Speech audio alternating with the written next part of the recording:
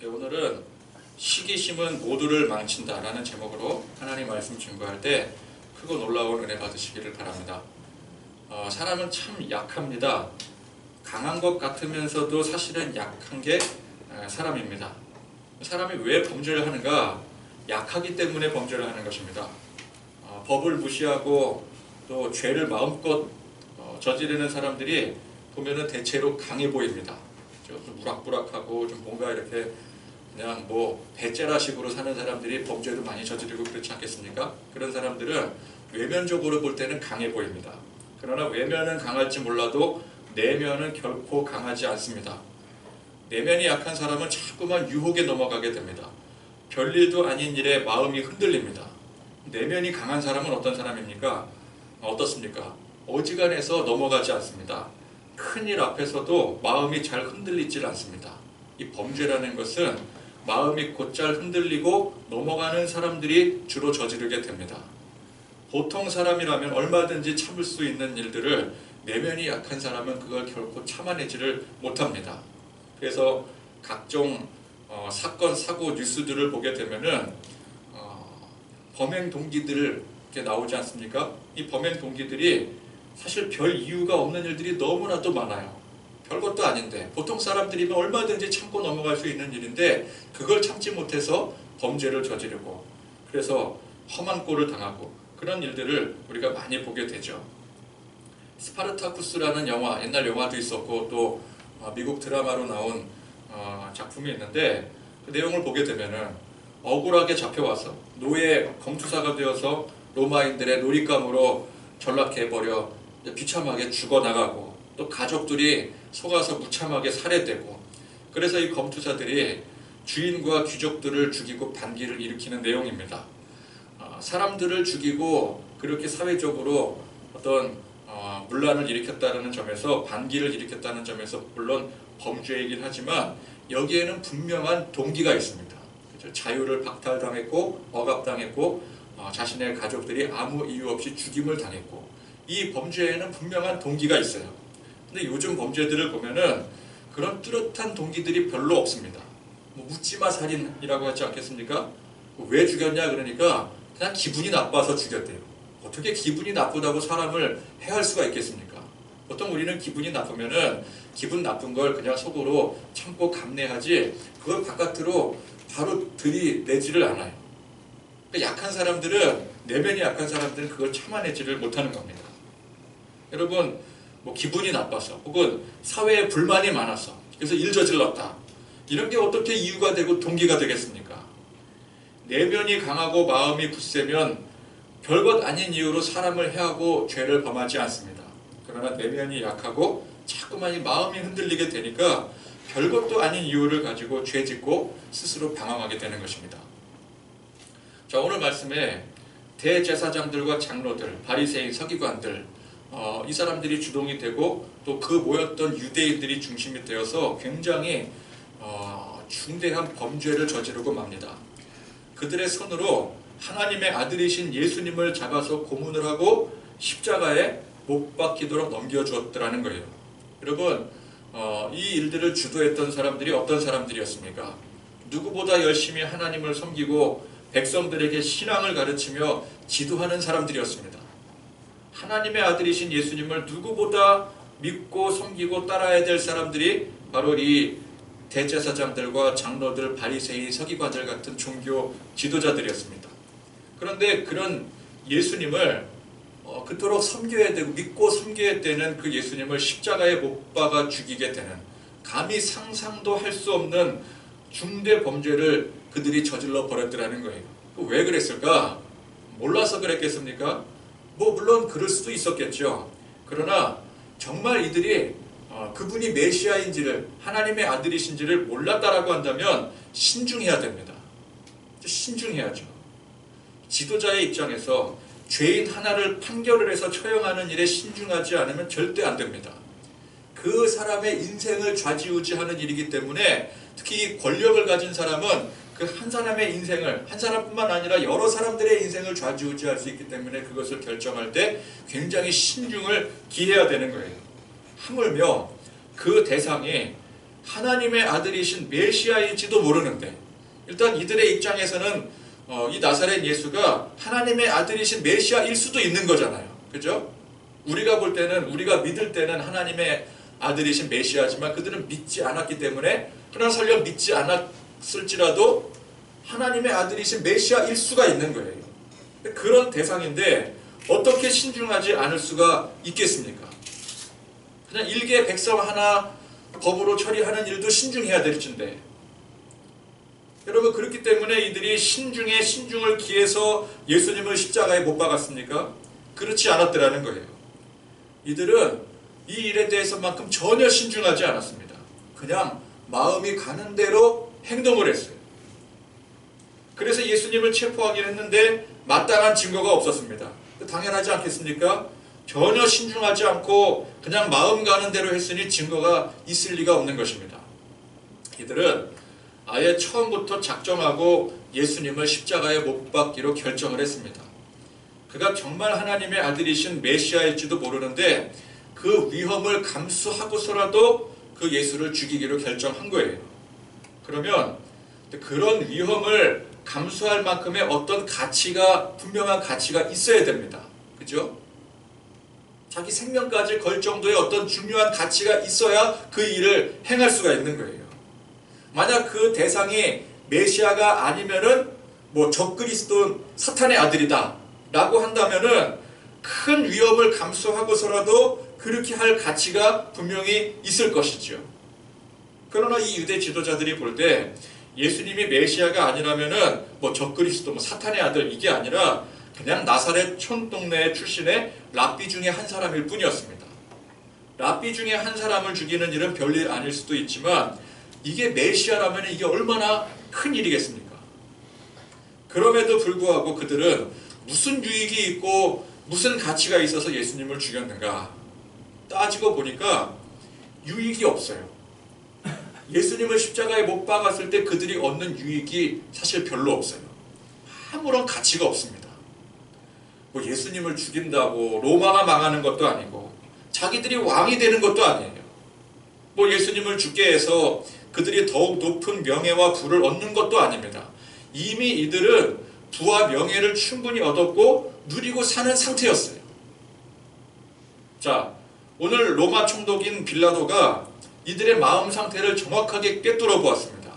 10절 말씀해 보니까 이는 그가 대제사장들이 시기로 예수를 넘겨준 줄 알미러라. 그가 누구예요? 빌라도입니다. 빌라도가 이 대제사장들이 시기로 예수를 넘겨준 줄을 알았대요.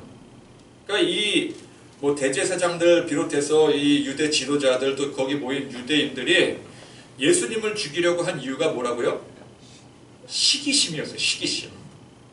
고작 이 시기심 때문에 하나님의 아들 메시아를 죽이는 극단적인 범죄를 이들이 선택한 것입니다. 유대 지도자들 입장에서 예수님은 하나님의 아들 메시아가 아니었습니다. 아니었어야 됐었어요. 근데 사실 이들이 정신 똑바로 차리고 객관적으로 상황을 살폈더라면은 예수님은 하나님의 아들이신 메시아라는 사실을 바로 알 수가 있었습니다. 못해도 80% 이상의 확률은 되었을 거예요. 이 메시아가 절대 아니다라고 부정하기에는 너무나도 명확한 증거들을 어떻게 할 수가 없는 상황이었습니다. 예수님은 3년 동안 아무 일도 안 하신 게 아니었습니다. 3년 동안 많은 일들을 행하셨었어요. 많은 이적들을 행하셨습니다. 하나같이 사람의 능력으로 도무지 어떻게 할 수 없는 일들이었습니다. 불치병자들이 고쳐지고요. 자연의 법칙과 조화를 마음대로 부리게 되고 심지어는 죽은 사람까지도 살려내는데 이걸 목격한 사람들이 한둘이 아니었었어요. 예수님의 제자들만 그걸 목격했다 그러면 짜고 치는 고스톱이다 그렇게 말할 수 있겠지만 유대인들 불특정 다수들이 이걸 다 목격을 했었고 심지어 유대 지도자들 중에서도 상당수가 예수님의 이 사역들을 목격해온 터였습니다. 그런데 그런 거의 메시아가 확실시되는 예수님을 죽여야 될 정도의 대단한 이유가 고작 시기심이었다라고 하니 이 얼마나 허무하고 황당한 일이겠습니까? 이들은 겉으로는 강한 사람들이었습니다. 유대 사회에서 부와 명예를 가진 사람들이었습니다. 부와 명예는 곧 강력한 힘으로 연결이 되어집니다. 그들은 힘이 있었습니다. 누구보다 강력한 사람들이었습니다. 그러나 사실은 누구보다도 약한 사람들이었더라는 거예요. 내면이 약하기 때문에, 고작 이 시기심 하나 때문에 하나님의 아들 메시아이신 예수님을 십자가에 못 박아버린 거예요. 여러분, 우리 인간의 나약함을 악한 마귀는 절대 놓치지 않습니다. 그 나약한 마음을 쉽게 흔들 만한 것들로 미혹을 하게 되는데, 그 중에 강력한 것이 바로 이 시기심입니다. 시기심은 시기심 하나로 종결되지 않습니다. 여러 가지 것들과 복합적으로 결합을 해서 순식간에 눈두덩이처럼 불어나게 됩니다. 욕심과 결합하고요, 낮은 자존감과 결합하고, 또 교만과 증오, 분노, 슬픔, 공포 등등 온갖 최악의 것들이 이 시기심과 그냥 더불어 덕지덕지 결합을 해서 붙어서 괴물과도 같은 형상을 만들어내고 마는 거예요. 그래서 사람을 죽이기도 하고 파멸에 이르게 하기도 하고, 타인뿐만 아니라 자기 스스로를 망가뜨리고 마는 거예요. 이런 인간의 시기심을 주제로 한 문학작품이라든지 소설, 영화 같은 매개체들이 얼마나 많습니까? 그 중에 예전에 참 인상 깊게 봤던 아마데우스라는 영화가 있습니다. 여러분, 이 아마데우스라는 영화 많이들 보셨죠? 아마데우스가 누구입니까? 볼프강 아마데우스 모차르트. 모차르트의 이름이에요. 자, 이 아마데우스라는 영화에 안토니오 살리에르라고 하는 이 궁정에서 총애를 받던 유명한 음악가가 나옵니다. 이 사람은 뭐 그냥 궁정에서 총애를 받을 정도로 대단한, 그 시대의 대단한 음악가였어요. 그런데 불행히도 젊은 모차르트가 처음으로 연주하는 것을 들었을 때 그의 압도적이고 천재적인 음악성을 알아본 살리에르는 좌절하고 말았습니다. 자, 무엇이 불행한 것입니까? 천재 모차르트, 자기보다 더 위대한 모차르트가 나타난 게 그게 불행입니까? 그건 불행이 아니에요. 그걸 보고 좌절한 게 그게 불행인 것입니다. 시기심에 사로잡혔어요. 그래서 살리에르는 자기 자신에게 이렇게 말을 했습니다. 이 살리에르는 음악으로 신의 영광을 찬양하는 데 인생을 바쳤건만, 주님께서는 놀면서 곡을 쓰는 이 무책임한 꼬맹이에게 재능을 주셨구나. 그렇게 말했어요. 영화 내내 이 살리에르는 적대적인 시기심, 침체적인 시기심, 경쟁적 또 경외적 시기심, 왜곡된 존경심, 존경을 하긴 해요. 근데 이게 왜곡된 거예요. 원한, 이런 복합적인 감정들을 모두 보여주게 됩니다. 결국 그 시기심에 모차르트를 죽음에 이르게 만들고 자기 자신도 파멸의 길을 택하고 마는 것이죠.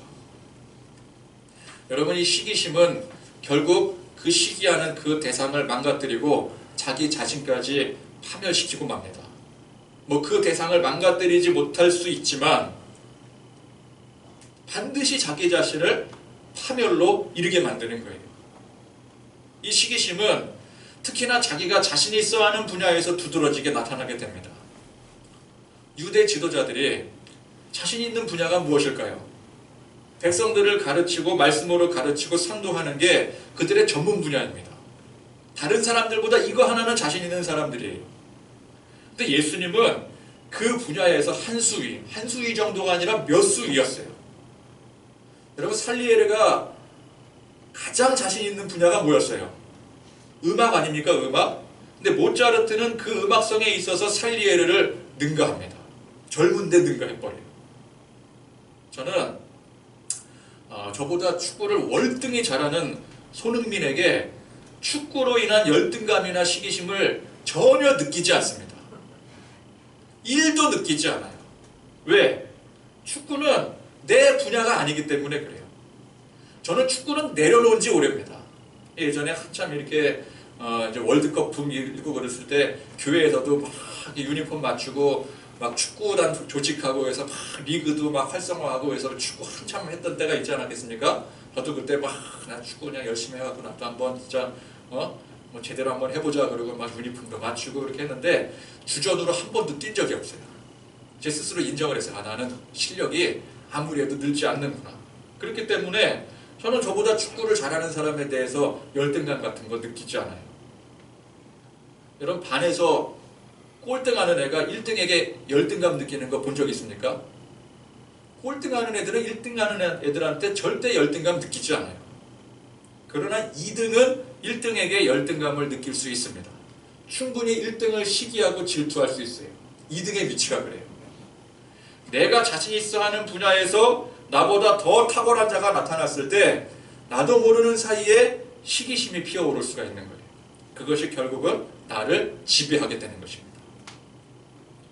여러분, 오늘 유대 지도자들의 예와 같이 이 시기심은 교회 안에서도 얼마든지 생겨나게 됩니다. 특히 오래 교회에 충성한 사람들 사이에 생겨나기가 쉽습니다. 왜? 적어도 내가 교회에 충성하는 이 분야가 나에게 있어서 전문 분야가 되기 때문에. 낮아지고 겸손함으로 열심히 주를 섬겼던 사람이, 이런 사람이 언제 무너지게 됩니까? 나보다 더 열심히 충성하고 더 인정받는 사람이 보이게 될 때, 그로 인해서 시기심이 드는 순간 그 사람이 무너지게 되는 거예요. 그래서 교회 안에서 시험 들었다 하는 사람들 중에 시기심으로 시험 든 사람들이 굉장히 많습니다. 보통 시험이라는 게 사람과 사람 간의 관계에서 발생하는 것 아니겠습니까? 근데 이 사람과 사람 간의 관계에서 발생하다 보니까 나도 모르게 이 시기심이 들어가게 되는 거예요. 그로 인해서 시기심으로 인해서 시험 받는 사람들이 굉장히 많아요. 직분자일수록 그런 케이스들이 많고 교역자들이나 목회자들 중에 상당히 많습니다. 그래서 서로 사랑하고 한마음 한뜻으로 우리 주를 열심히 더욱더 같이 섬기고 충성을 다해야 될 사람들이 서로 질투하고 미워하고 원수가 되는 안타까운 일들이 교회 안에서 벌어지는 거예요. 성도들을 참 신앙으로 바르게 인도하고 지도해야 될 교역자들이, 특히 대형교회일수록 이 부교역자들 간의 그런 시기심과 질투심들이 얼마나 난무하는지 몰라요. 담임 목사님들 사이에도 마찬가지입니다. 다른 사람이 잘하고 인정받는 것에 대해서 기뻐하고 감사해야 되는데 그게 내 마음을 아프게 만들면, 그걸 불편하게 만들면 결국 그 사람은 스스로 파멸의 길로 빠져들게 되는 거예요. 이 시기 질투심에 사로잡히게 되면은 그 상대가, 내가 시기를 하는 그 상대가 잘 안 되고 망하는 것에 집착을 하게 됩니다. 여러분, 생각을 해보세요. 요즘처럼 참 힘든 세상에 나 한 사람에게 집중을 해도 힘든 판국에 다른 상대방에게 자꾸만 집착을 하니 내가 잘 될 리가 있겠습니까? 잘 될 리가 없는 거예요. 여기에 빠지게 되면은 내가 잘 되고 그 사람도 잘 되느니 내가 망하는 한이 있더라도 그 사람도 망하는 게 더 나아요. 여러분, 시기심에 빠지게 되면은 내가 망하는 한이 있더라도 그 사람이 망해야 돼요. 나도 잘 되고 그 사람도 잘 돼. 이건 용납할 수가 없어요. 내가 안 되는 한이 있더라도 그 사람 반드시 망해야 돼요. 이게 시기심이에요. 그래서 나를 망가뜨리는 한이 있더라도 그 사람을 망가뜨리는 데 혈안이 되고 결국 그 사람이 망가졌을 때 잠깐의 승리감에 도취되게 됩니다. 여러분, 오늘 이 지도자들 보십시오. 예수님이 진짜 메시아라면 어쩌려고 지금 이러고 있어요. 그러나 그로 인해서 내가 벌받고 저주받더라도 저 예수가 고난당하고 죽으면 그게 더 낫다라고 생각을 하는 거예요. 자기들 스스로 그랬어요. 우리 죄를 우리가 받겠다고. 유대인들이 다들 하나같이 빌라도 앞에 그렇게 외치지 않습니까? 우리 죄를 우리가 받겠으니 그거 상관하지 말고 죄인을 넘겨달라, 십자가에 못 박아달라. 내가 안 되더라도, 내가 저주받더라도 상대가 망해야 된다는 거예요. 정상적인 사고입니까? 아닙니다. 완전히 왜곡된 사고예요. 그냥 거기에만 집착을 하고 있는 거예요. 그래서 남는 게 무엇입니까? 잠깐의 승리감은 얻을지 몰라도 이후의 허탈함과 비굴함은 이루 말할 수가 없게 되는 거예요. 그 저주를 어떻게 감당할 거예요? 예수를 죽이고 그 영광을 가로챈다고 그게 진짜 자기들의 영광이 되겠습니까? 스스로 비굴하게 생각한 거잖아요. 예수님과 비교를 하니까 비굴하다고 느낀 거죠. 이게 시기심 아니겠습니까? 근데 예수를 죽여도 비굴한 건 똑같아요. 여러분, 모차르트가 죽어도 여전히 모차르트는 1인자예요. 그죠? 평생의 실력으로 그를 누르지 않는 한 그를 죽인다라고 해서 2인자가 1인자가 되는 일은 없어요. 그를 죽이지 않았다면은, 그를 그대로 내버려 뒀다라면은 어떻게든 노력해서 내가 그 사람을 능가할 수 있는 기회가 주어질 수 있지만 그를 죽여버렸어요. 그러면 무슨 수를 써도 내가 그 사람을 능가할 기회 자체가 없어지는 거예요. 평생 이인자로 남게 되는 거예요. 교회 안에서 남을 헐뜯고 또 비하하기 위해서 자기 자신까지 다 버리고 스스로를 망가뜨리고 맙니다. 평생 목회를 시기와 질투심에 자기 자신을 망쳐버리는데 다 소모를 해버려요. 그래 남는 게 뭐예요? 아무것도 남는 게 없어요. 시기하고 질투하는데 다 소모되어서 지치고 너덜너덜해진 초라한 자신만이 남게 되는 거예요. 실체가 그래요. 여러분, 오늘 이 유대 지도자들이 자기 스스로를 망쳐가면서까지 예수님을 시기하고 질투할 이유가 전혀 없었습니다. 그분을 메시아로 인정하고 누구보다 앞장서서 섬기고 백성들에게 드디어 우리가 기다리던 메시아께서 오셨다라고 이들이 앞장서서 전파했다면 원래 그래야 될 사람들 아니겠습니까? 그러면 이들이 얼마나 아름다운 모습으로 남았겠어요. 여러분, 사도들의 이름이 예수님의 제자들이 아니라 바로 이들이 되었을 거예요. 살리에르가 자기보다 재능이 뛰어난 모차르트를 만나서 기뻐하고 자기가 이 나이가 되도록 이루지 못한 것을 이 젊은 나이에 이걸 이루었으니 그거를 그 어린 나이에 이루는 것에 대해서 신이 나서 적극적으로 후원하고 또 도와주고 그랬다면 얼마나 아름다운 모습으로 남았겠어요. 제가 TV를 보니까 과거에 축구 영웅이었던 차범근 감독 전 감독님과 그리고 박지성 선수가 나와서 인터뷰하는 장면이 나오더라고요. 물론 속마음은 잘 몰라요. 우리는 속마음을 모르죠. 그러나 겉으로 드러난 모습은 현재 대세는 손흥민 아닙니까? 손흥민을 그렇게 칭찬하고 이 손흥민의 기록이 이제 과거의 차범근의 기록을 다 넘어섰지 않습니까? 그거에 대해서 어떻게 생각하냐고 하니까 진작에 넘었어야 되는데 그냥 뭐 기록을 넘길 때마다 막 박수 쳐주고 막 후배 막 대견하다고 그렇게 말을 해주는데 여러분, 그래서 차범근이 참 위축되고 초라해 보입니까? 더 대단해 보이는 거예요. 더 위대해 보이는 거예요. 이 살리에르가 모차르트를 그렇게 칭찬하고 이게 후배인데 까마득한 후배인데 이런 능력을 보이는 게 얼마나 대단하냐 대견하냐고 사람들 앞에서 지켜주고 그러면 살리에르가 얼마나 아름다운 모습으로 남았겠어요. 여러분, 2인자는 서럽다고들 하는데 2인자가 왜 서러워요? 잘못된 말이에요. 세상 어디를 가도 2위면은 최상위권에 드는 엄청난 실력자인 거예요. 여러분, 살리에르가 굳이 딱 한 명밖에 안 되는 모차르트에게 집착하지 않고 수많은 음악가들 바라봤습니다. 다른 음악가들은 다 자기 밑에잖아요. 그죠? 그럼 자기가 그들 중에 최고 아닙니까? 얼마든지 자부심 가지고 감사하며 살 수 있는 일이었어요. 반에서 2등하는 학생이 얼마나 공부를 잘하는 학생이에요. 그러면 반 정원이 뭐 50명이라고 치면은 이 2등하는 학생을 부러워하고 동경하는 학생들이 무려 48명이 되는 거예요. 그럼 생각해 보세요. 왜 자기보다 잘하는 그 단 한 명 바라보고 집착하고 질투를 합니까? 자기보다 못하는 사람들이 48명이나 있는데.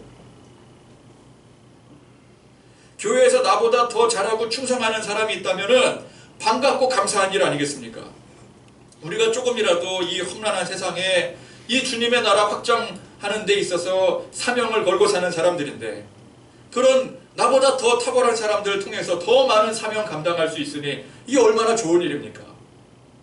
더 많은 능력으로 더 큰 목회를 하는 사람이 있으니 얼마나 든든한 일이에요. 역량이 모자라서 실력이 모자라서 전도도 잘 못하고 목회도 잘 못하는데 주변에 그걸 커버해 줄 만한 목회자와 교회가 있으니 무엇보다 감사한 일이에요. 내가 못하는 일들을 그들이 해줄 수가 있는 거잖아요. 시기심은 사실 아무것도 아닌 것입니다. 그걸 통해서 뭐 대단한 큰 유익을 얻는 게 아니에요. 오히려 같이 망하자고 덤벼드는 꼴입니다. 우리 옛말 중에 아주 못된 잘못된 말이 있죠. 사촌이 땅을 사면 배가 아프다. 여러분, 사촌이 땅을 사면 배가 아프다. 이 문구만 봐도 이거 내가 100번 손해예요. 그죠? 내 배가 아프잖아요. 아니 남이 땅을 샀는데 왜 내 배가 아파요? 내가 손해인 거죠. 그 사촌이 뭐 내 배를 걷어차기라도 했습니까? 그냥 땅을 산 것뿐인데 내 배가 아프대요. 그만큼 손해가 어디 있어요? 그만큼 바보가 어디 있어요? 시기심은 백해무익한 것입니다.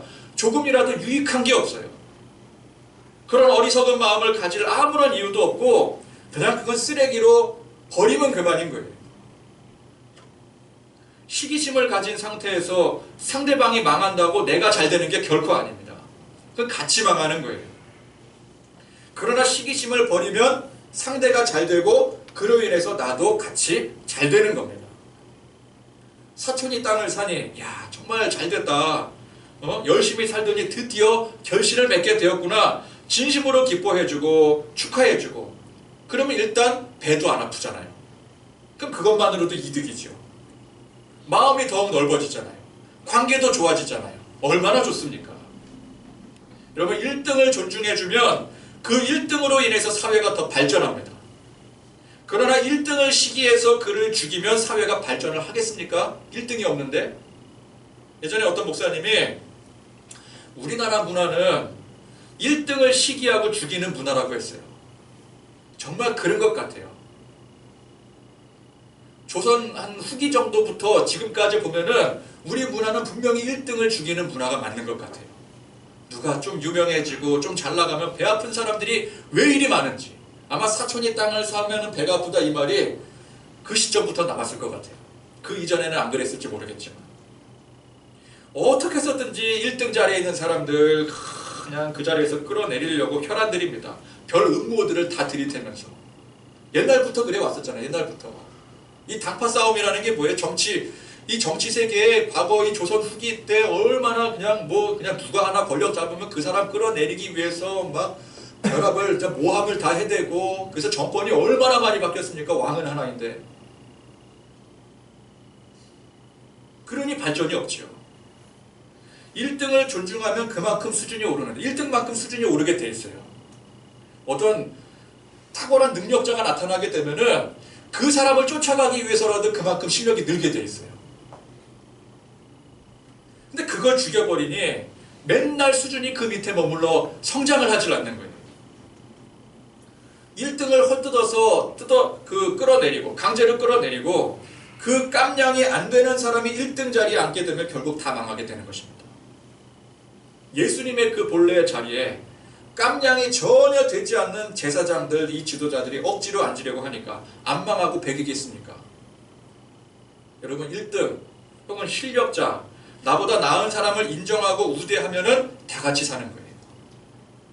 그러나 시기 질투심으로 인정 못하고 배척하고 원수지면은 그건 다 같이 망하는 거예요. 나뿐만 아니라 사회가 망하게 되는 거예요. 그래서 우리는 먼저 나 자신을 알아야 됩니다. 사람은 누구라도 완벽한 존재가 없습니다. 잘하는 게 있으면 못하는 게 분명히 있어요. 어느 누구도 다 잘하는 건 없어요. 또 잘하는 와중에 나보다 더 잘하는 사람들이 분명히 있어요. 그럼 그렇게 나보다 더 잘하는 사람은 다른 것도 다 잘합니까? 그렇지 않습니다. 다른 부분에서는 분명히 또 내가 더 잘하는 부분이 있는 거예요. 그래서 그걸 잘 분별해야 됩니다. 우리 스스로에 대해서 냉정해줘야 돼요. 내가 부족한 게 많다라는 사실을 인정을 해야 됩니다. 하나님 앞에 그걸 인정하는 게 겸손입니다. 하나님은 한 사람이 모든 것을 다 잘해서 혼자 다 짊어지고 가는 것을 결코 원하지 않으세요. 애초에 그렇게 만드시지도 않으셨고 우리가 그런 식으로 일하는 것을 매우 싫어하십니다. 하나님은 합력하여 선을 이루기를 원하세요. 서로가 부족한 것을 서로 힘을 합해 메꾸도록 하나님은 우리를 그렇게 만드셨어요. 그래서 내가 부족한 것을 나보다 더 나은 사람을 인정하고 우대해 줌으로 인해서 그 부족함을 메꿀 수가 있는 것입니다. 그러려면은 비교도 해야 돼요. 내가 어느 정도 위치인지 또 저 상대방이 어느 정도 위치인지 비교도 할 줄 알아야 됩니다. 비교도 하지 말라 그러는데 무조건 비교하지 않으면 뭐 어떻게 알 수가 있겠어요? 시기심으로 비교하면 안 되는 거죠.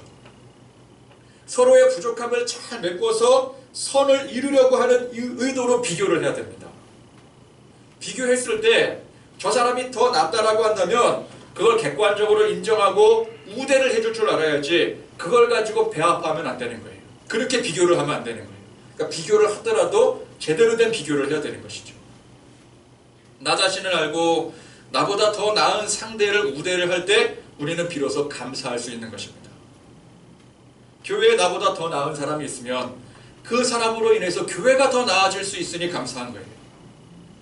결국 내가 열심히 충성하는 게 이 교회가 하나님의 교회로서 더욱더 하나님 앞에 칭찬받는 교회가 되도록 충성하는 것 아니겠습니까? 나보다 더 잘하는 사람이 나타났으니 더 칭찬받는 교회가 되니 얼마나 감사한 일이에요. 성도의 감사는 인위적인 감사가 아닙니다. 마음에서부터 우러나는 감사가 진짜 감사예요. 그 진짜 감사하는 사람은 남이 잘 될 때 배 아픈 게 아니라 그로 인해 감사해야 됩니다. 사촌이 땅을 사니까 감사한 거예요. 나보다 나은 사람이 1등이 되니까 그게 감사한 거예요. 분명히 나보다 나은 사람이 있는데 그 사람이 3등 되고 4등 되면 안 되잖아요. 내가 그 사람보다 안 되는데 내가 1등 되면 안 되는 거잖아요. 마땅히 1등이 될 만한 사람이 1등이 되는 게 그게 정상적이고 그게 감사한 일이에요. 여러분, 우리가 그렇게 진심으로 감사하며 살아갈 때 하나님께서, 전능하신 하나님께서 우리를 보시고 얼마나 흡족해 하시겠습니까? 우리가 스스로를 높이면 하나님이 일부러라도 우리를 낮추십니다. 그러나 우리가 스스로를 낮추면 우리 하나님께서 일부러라도 우리를 높여주시는 거예요. 우리는 스스로의 가치를 내가 높인다고 그게 높아지는 게 아닙니다. 나를 낮추면 자연스럽게 높아지게 되어 있어요. 내가 나를 낮추고 다른 사람을 높이면 그 사람도 어떻게 하겠어요? 그 사람도 자기 스스로를 낮추고 나를 높여주는 거예요. 서로가 높여주는 거죠.